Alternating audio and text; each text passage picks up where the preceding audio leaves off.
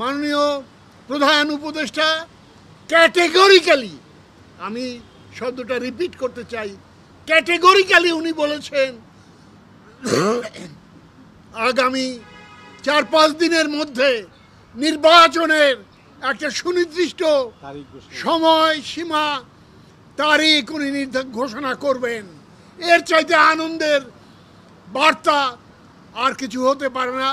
আমি মনে করি আজকের আমাদের আলোচনার সবচেয়ে ফলপ্রসূ সাবজেক্ট হচ্ছে এইটা যে মাননীয় প্রধান উপদেষ্টা আজ দেশব্যাপী যে সমস্যা এবং সংকট, যে অরাজকতা, যে নৈরাজ্য, তার সমাধান করবে নির্বাচন, এবং একমাত্র নির্বাচনই হচ্ছে সমাধানের একমাত্র পথ।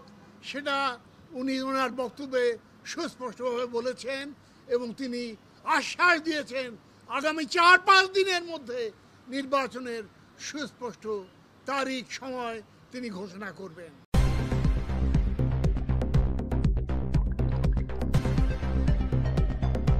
News Vision Digital Multimedia.